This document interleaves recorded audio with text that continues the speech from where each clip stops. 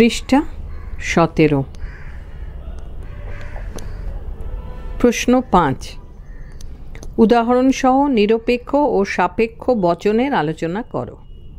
উত্তর: নিরপেক্ষ ও সাপেক্ষ বচন।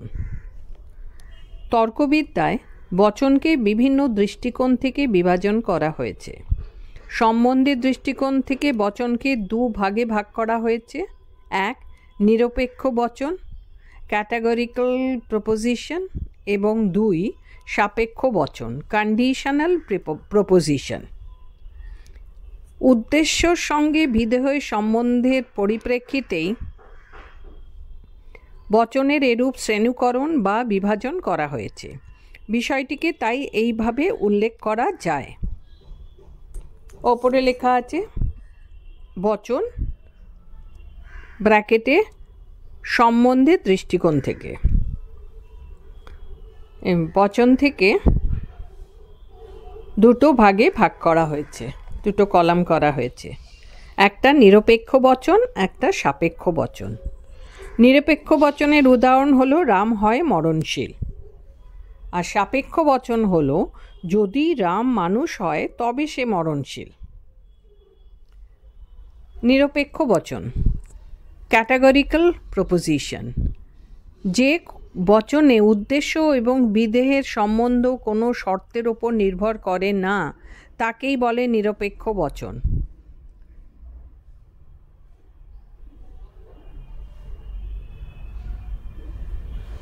নিরপেক্ষ শব্দটি শব্দগত বিশ্লেষণ হল নি প্লাস অপেক্ষ ইজ ইকুয়াল টু নিরপেক্ষ।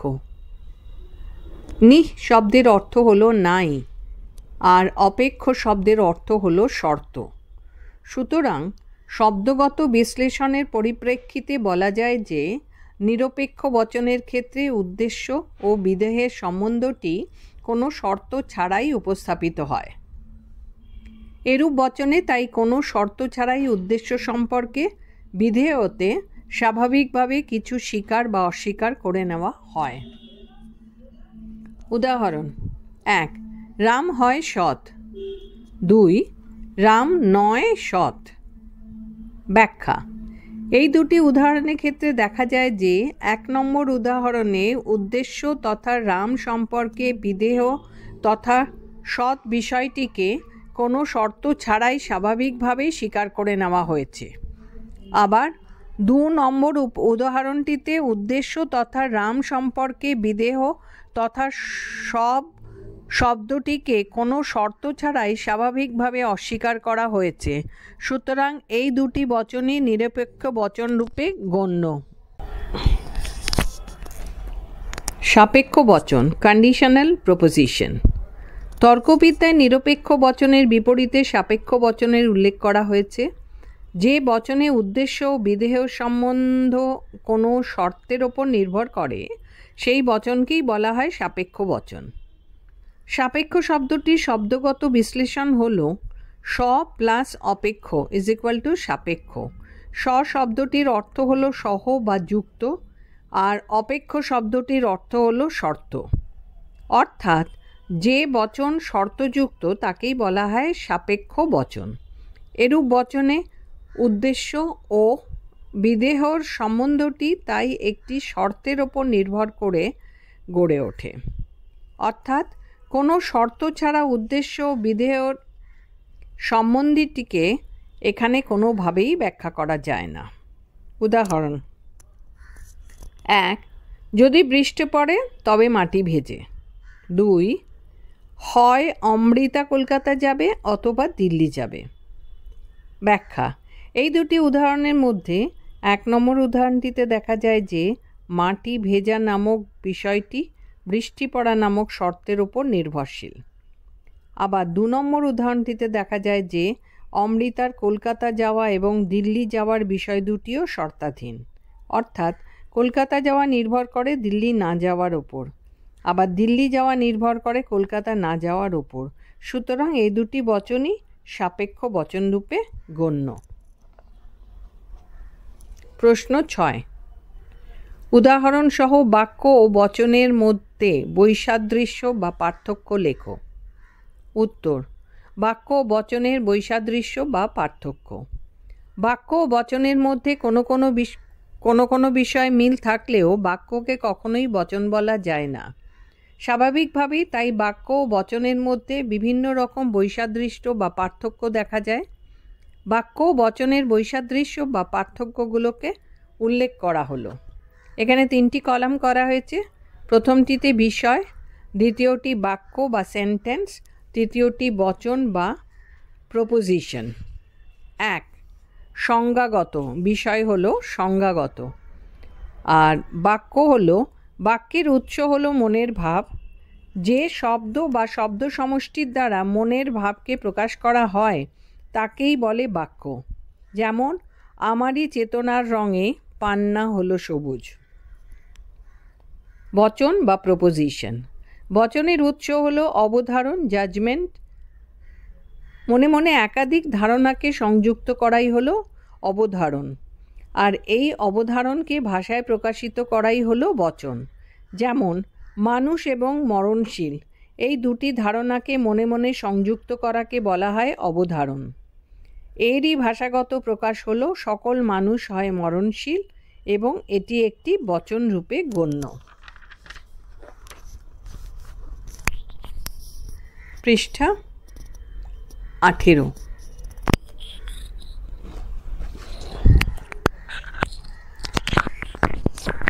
বাক্য ও বচনের পার্থক্য 3টে কলামে ভাগ করা হয়েছে, যেরকম এটা ইন কন্টিনিউয়েশন আগের পেজের।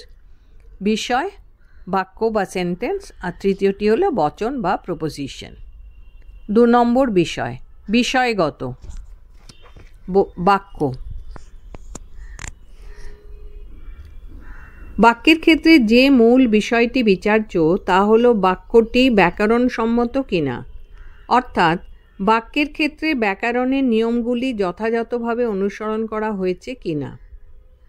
ব্র্যাকেটে, অর্থাৎ ব্যাকরণগতভাবে বাক্য শুদ্ধ না অশুদ্ধ, ব্র্যাকেট ক্লোজ, তা পরীক্ষা করা হয়। বচন বা প্রপোজিশন। বচনের ক্ষেত্রে ব্যাকরণের নিয়ম অনুসৃত হয়েছে কিনা তা পরীক্ষা করা হয় না। বচনের ক্ষেত্রে কেবল সত্যতার বিষয়টির ওপরই জোর দেওয়া হয়, অর্থাৎ বচনটি সত্য না মিথ্যা তাই দেখা হয়। বিষয় 3।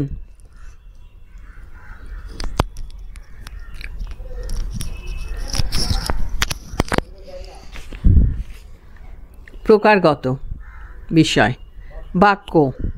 বাক্য নানা প্রকারের হতে পারে, যেমন ঘোষকবাচক বাক্য, ব্র্যাকেটে অ্যাসার্টিভ সেন্টেন্স, জিজ্ঞাসাসূচক বাক্য, ইন্টারোগেটিভ সেন্টেন্স, এবং নির্দেশসূচক বাক্য, ইম্পারেটিভ সেন্টেন্স ইত্যাদি। বচন বা প্রিপোজিশন। বচন বা প্রপোজিশন। বচন শুধু ঘোষকবাচক রূপেই গণ্য হতে পারে। ঘোষকবাচক বচন, অ্যাসার্টিভ প্রপোজিশন ছাড়া আর অন্য কোনো প্রকার বচনই তর্কবিদ্যায় গ্রাহ্য নয়। 4. বিষয় হলো কালগত। বাক্য। বাক্য অতীত, বর্তমান এবং ভবিষ্যৎ যে কোনো কালেরই হতে পারে। বচন। বচন শুধু বর্তমানকালেরই হয়ে থাকে। বিষয় 5. ক্রিয়ার রূপগত। বাক্য। বাক্য যে কোনো ক্রিয়াপদের যে কোনো কালের রূপ দিয়ে গঠিত হয়।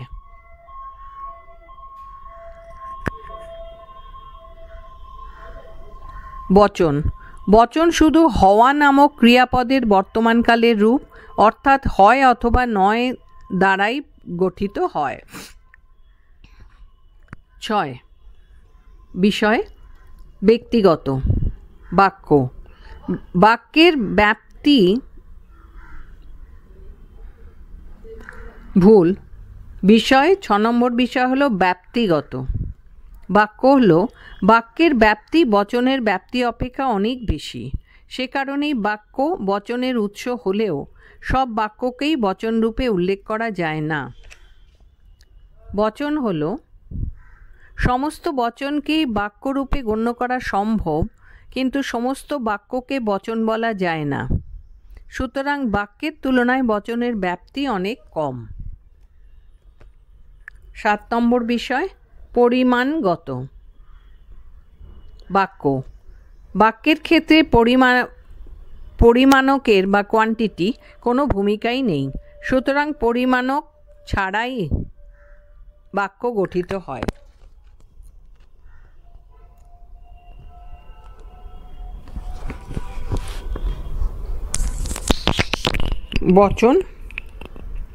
বচনের ক্ষেত্রে পরিমাণকের বা কোয়ান্টিটির ভূমিকা অত্যন্ত গুরুত্বপূর্ণ, সুতরাং পরিমাণক ছাড়া কখনোই বচন গঠিত হতে পারে না। এই পরিমাণকই বচনের শ্রেণীকরণে সাহায্য করে।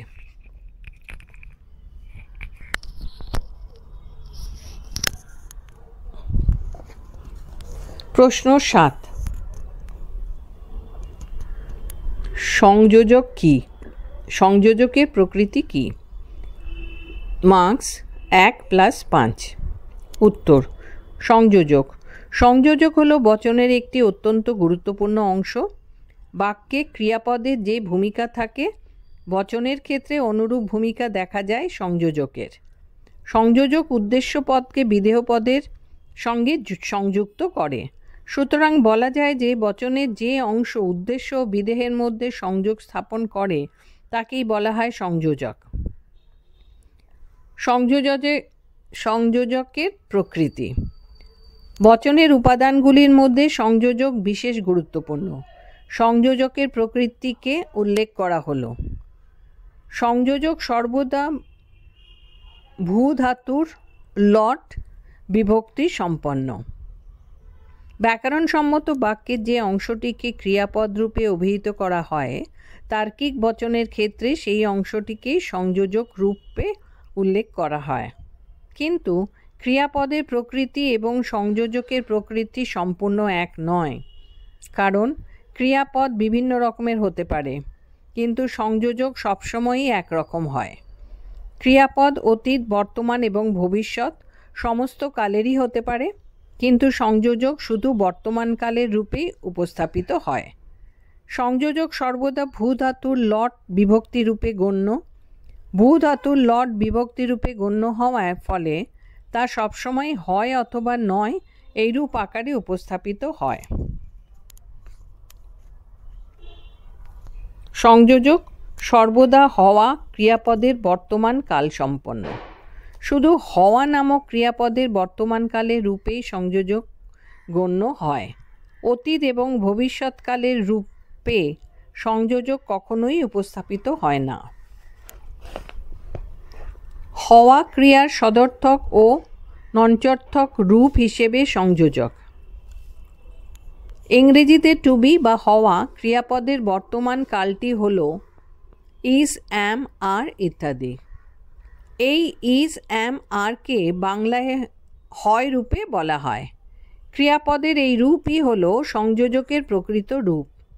এর নঞ্চর্থক রূপ তথা নয় ও সংযোজক রূপে গণ্য। উদাহরণ: 1. সকল ছাত্র হয় বুদ্ধিমান। 2. কোনো ছাত্র হয় পরিশ্রমী। পাশে লেখা সংযোজকের সদর্থক রূপ। অথবা 1. কোনো ছাত্র নয় অসৎ। 2. কোনো ছাত্র নয় অসৎ। এখানেও লেখা সংযোজকের নঞ্চর্থক রূপ। প্রথমটা ছিল সদর্থক, এটা নঞ্চর্থক। সংযোজকের রূপ সংক্রান্ত বিতর্ক। বচনের সংযোজকের রূপটি কোন কালের হবে এ নিয়ে তর্কবিদদের মাঝে বিতর্ক হয়েছে।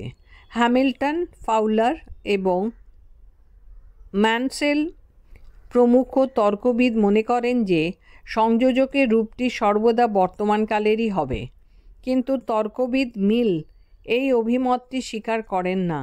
তিনি মনে করেন যে সংযোজক যদি কেবল বর্তমানকালের রূপ হয় তাহলে তার সীমানা অত্যন্ত সংকুচিত হয়ে পড়ে। সেজন্যেই তিনি দাবি করেন যে সংযোজক যে কোনো কালেরই হতে পারে। আধুনিক তর্কবিজ্ঞানীদের অভিমত। আধুনিক যুক্তিবিজ্ঞানীরা মিলের এই দাবিকে খারিজ করে দিয়েছেন। এদের মতে তর্কবিজ্ঞান কেবল চিন্তার বর্তমানকাল নিয়েই আলোচনা করে। তর্কবিজ্ঞানের ক্ষেত্রে অতীত ও ভবিষ্যৎ চিন্তার কোনো মূল্যই নেই। সুতরাং কোনো বচনের সংযোজক শুধু বর্তমানকালে রূপেই হবে, অন্য কোনো রূপে নয়। প্রশ্ন 8, নিরপেক্ষ বচনের স্বরূপ আলোচনা করো। বিভিন্ন দৃষ্টিকোণ থেকে নিরপেক্ষ বচনের শ্রেণী বিভাগ করো। মার্কস হলো 4+4। উত্তর, নিরপেক্ষ বচনের স্বরূপ। প্রত্যেকটি বচনেই একটি উদ্দেশ্য পদ এবং একটি বিধেয় পদ থাকে। এই দুটি পদের মধ্যে আবার এক প্রকার সম্বন্ধও দেখা যায়। উদ্দেশ্য ও বিধেয়র সম্বন্ধ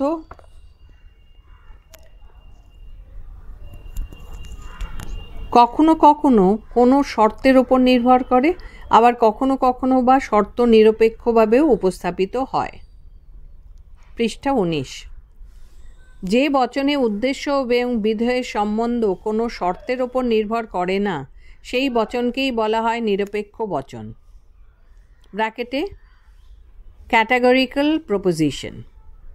উদাহরণস্বরূপ উল্লেখ করা যায়, সকল মানুষ হয় বুদ্ধিবৃত্তি সম্পন্ন জীব।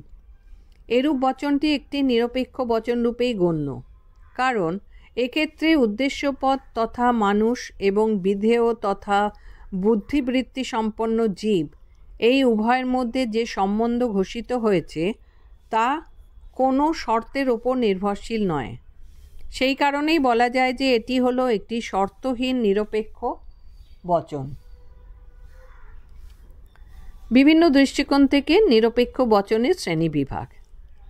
বিভিন্ন দৃষ্টিকোণ থেকে নিরপেক্ষ বচনের বিভাজন করা হয়েছে। এই ধরনের দৃষ্টিকোণগুলি হল যথাক্রমে 1, গুণের দৃষ্টিকোণ, 2, পরিমাণের দৃষ্টিকোণ এবং 3, পূর্ণ ও পরিমাণের সংযুক্ত দৃষ্টিকোণ। 1, গুণের দৃষ্টিকোণের বিভাজন। গুণের দৃষ্টিকোণের দিক থেকে নিরপেক্ষ বচনকে সদর্থক বা হ্যাঁবাচক এবং নঞ্চর্থক বা নাবাচক রূপে বিভাজন করা হয়। যে বচনে উদ্দেশ্য ও বিধেয়ের সম্বন্ধ হল স্বীকৃতিসূচক, তাকে বলা হয় সদর্থক বা হ্যাঁবাচক বচন। যেমন, সকল পাখি হয় পাখাযুক্ত, কোনো কোনো মানুষ হয় অসৎ ইত্যাদি। আবার যে বচনে উদ্দেশ্য ও বিধেয় সম্বন্ধটি হল অস্বীকৃতিমূলক, সেই বচনকেই বলা হয় নঞ্চর্থক বচন। যেমন, কোনো মানুষ নয় সুখী, কোনো কোনো মানুষ নয় ধার্মিক ইত্যাদি। 2, পরিমাণের দৃষ্টিকোণের বিভাজন। পরিমাণের দৃষ্টিকোণের দিক থেকে নিরপেক্ষ বচনকে সামান্য বা সার্বিক এবং বিশেষ রূপে উল্লেখ করা হয়। যে বচনে বিধেয়র বক্তব্য বিষয়টি উদ্দেশ্যপদ বা শ্রেণীর সকল সদস্যের ক্ষেত্রে প্রযোজ্য হয়, তাকে বলে সামান্য বা সার্বিক বচন। যেমন, সকল রাজনীতিক হয় ধান্দাবাজ, কোনো ছাত্র নয় অসৎ ইত্যাদি। অন্যদিকে যে বচনে বিধেয়ের বক্তব্য বিষয়টি উদ্দেশ্যপদ বা শ্রেণীর অন্তর্গত সদস্যদের ক্ষেত্রে প্রযুক্ত না হয়ে বিশেষ বিশেষ কিছু সদস্যের ক্ষেত্রে প্রযুক্ত হয়, তাকেই বলা হয় বিশেষ বচন। যেমন, কোনো কোনো মানুষ হয় ধান্দাবাজ, কোনো কোনো মানুষ নয় সৎ ইত্যাদি। 3, গুণ ও পরিমাণের সংযুক্ত দৃষ্টিকোণের বিভাজন। তর্কবিদ অ্যারিস্টটল গুণ ও পরিমাণের যৌথ ভিত্তিতে নিরপেক্ষ বচনসমূহকে 4 ভাগে বিভক্ত করেছেন। একেই বলা হয় নিরপেক্ষ বচনের চতুর্বর্গ পরিকল্পনা। এই 4 প্রকারের নিরপেক্ষ বচন হল যথাক্রমে 1, সামান্য বা সার্বিক সদর্থক বচন ব্র্যাকেটে ইউনিভার্সাল অ্যাফার্মেটিভ প্রপোজিশন বা ক্যাপিটাল A বচন। 2 নম্বর, সামান্য বা সার্বিক নঞ্চর্থক বচন ব্র্যাকেটে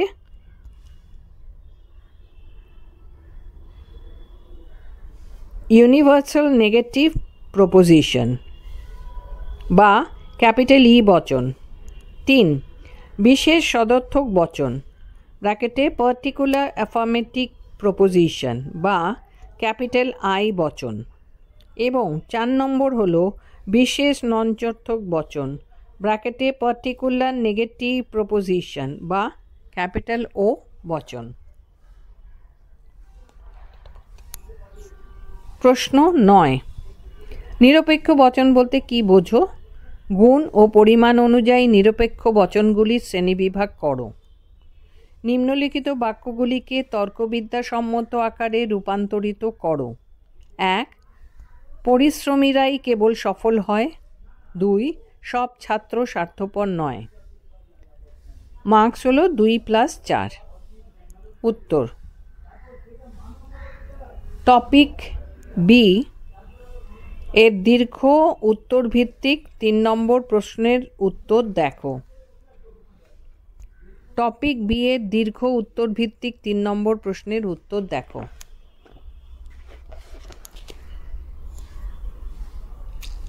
বাক্যগুলির তর্কবিদ্যাসম্মত আকারে রূপান্তর। এখানে 2টি কলাম আছে। প্রথমটি বাক্য, পরেরটি হলো তর্কবিদ্যাসম্মত আকার ব্র্যাকেটে capital L dot capital F. 1, পরিশ্রমীরাই কেবল সফল হয় বাক্য। আর তর্কবিজ্ঞানসম্মত আকার হলো সকল পরিশ্রমী ব্যক্তি হয় সফল ব্র্যাকেটে ক্যাপিটাল এ। 2 নম্বর বাক্য, সব ছাত্র স্বার্থপর নয়। তর্কবিজ্ঞানসম্মত আকার কোনো কোনো ছাত্র নয় স্বার্থপর ব্র্যাকেটে ক্যাপিটাল ও।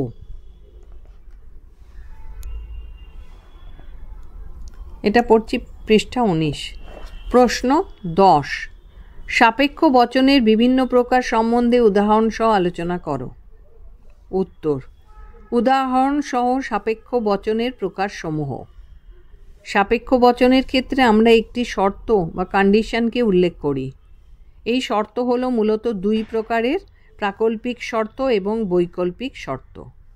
এই 2 প্রকার শর্তের পরিপ্রেক্ষিতে সাপেক্ষ বচনও 2 প্রকারের। 1, প্রাকল্পিক বচন হাইপোথেটিক্যাল প্রপোজিশন, and 2, বৈকল্পিক বচন ডিসজাংটিভ প্রপোজিশন। প্রাকল্পিক বচন। প্রাকল্পিক বচন হলো সেই বচন যা যদি তবে, যদি তবে নামক শব্দগুচ্ছ দ্বারা রচিত। যেমন, যদি মেঘ করে তবে বৃষ্টি হয়। প্রাকল্পিক বচনের অংশ। প্রাকল্পিক বচনের অংশ হলো 2টি, পূর্বগ বা পূর্ববর্তী ঘটনা অ্যান্টিসিডেন্ট, এবং অনুগ বা অনুবর্তী ঘটনা কনসিকুয়েন্ট। যে ঘটনাটি আগে ঘটে তাকে বলে পূর্বগ বা পূর্ববর্তী ঘটনা, আর যে ঘটনাটি পরে ঘটে তাকে বলে অনুগ বা অনুবর্তী ঘটনা। অনুবর্তী ঘটনাটি সবসময় পূর্ববর্তী ঘটনাকে অনুসরণ করে চলে। উপরের উদাহরণটিতে মেঘ করে নামক ঘটনাটি হল পূর্ববর্তী ঘটনা বা পূর্বগ, কারণ এরূপ ঘটনাটি আগে ঘটে। আর বৃষ্টি হয় নামক ঘটনাটি হল অনুবর্তী ঘটনা বা অনুগ, কারণ তা পরে ঘটে। প্রাকল্পিক বচনের আকার। তর্কবিদ্যায় প্রাকল্পিক বচনের একটি বিশেষ আকারের কথা বলা হয়েছে। প্রাকল্পিক বচনের এই আকারকে নিম্নোক্তভাবে উপস্থাপিত করা যায়। 1, যদি পি ক্যাপিটাল পি তবে কিউ ক্যাপিটাল কিউ। আর 2 হলো যদি পি নয় তবে কিউ নয়। বৈকল্পিক বচন। বৈকল্পিক বচন হলো সেই বচন যা হয় অথবা নামক শব্দগুচ্ছ দ্বারা রচিত, যথা হয় গৌরমোহন শয়তান অথবা বোকা। বৈকল্পিক বচনের অংশ। বৈকল্পিক বচনের অংশ 2টি। বৈকল্পিক বচনের এক একটি অংশকে বলা হয় বিকল্প। যে ঘটনাটিকে প্রথমে উল্লেখ করা হয় তাকে বলে প্রথম বিকল্প, আর যে ঘটনাটিকে পরে উল্লেখ করা হয় তাকে বলে দ্বিতীয় বিকল্প। উপরের উদাহরণটিকে গৌরমোহন শয়তান হলো প্রথম বিকল্প আর গৌরমোহন বোকা হলো দ্বিতীয় বিকল্প। বৈকল্পিক বচনের আকার। তর্কবিদ্যায় বৈকল্পিক বচনের একটি বিশেষ আকারের কথা বলা হয়েছে। বৈকল্পিক বচনের এই আকারটিকে নিম্নোক্তভাবে উল্লেখ করা যায়। 1. হয় ক্যাপিটাল পি অথবা ক্যাপিটাল কিউ। 2. হয় পি নয় অথবা কিউ নয়।